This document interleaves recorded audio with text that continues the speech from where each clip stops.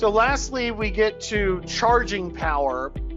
And this is another one that gets a little bit tricky because we provide integration manuals on our website that will tell you, what settings to program the inverters for, but there's still going to be settings that are going to be custom to your job site. And so what you need to be, when you're looking at charging power, what you're looking at is what is the maximum amount of amperage that will go into the battery.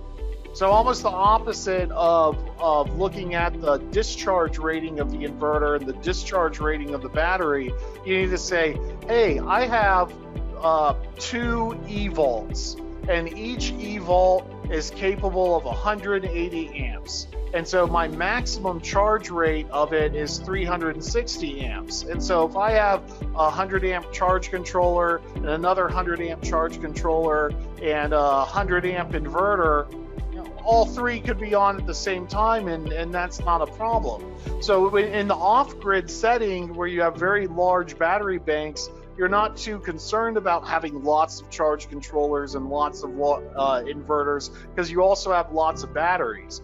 It's when you get into a smaller battery, shorter duration battery that might only back up, a whole house for a couple hours, that's when you have to start looking at, okay, if I'm doing charge controller charging with a solar array, AC charging with a solar array, and grid charging with a grid-tied battery inverter, what is the cumulative effect of all the charges happening at once?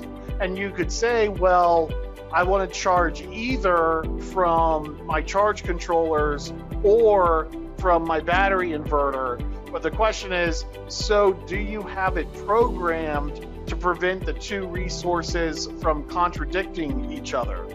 So that's where you might want to have the grid charge come on only at very low states of discharge, so that to get you through, in an off-grid setting, you don't want the generator to click on every single day. You want enough storage to get you through so that the sun can come up and charge it, reduce your generator consumption.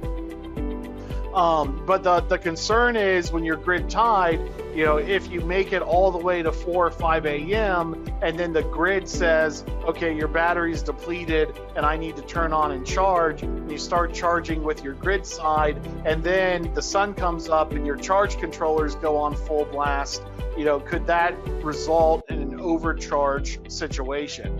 And one solution to that is to throttle down the grid charge, to say the grid doesn't need to charge my batteries so quickly, so I'll dial it back. Another solution would be to program the inverter to only charge at night so that it can't conflict with when the charge controllers charge.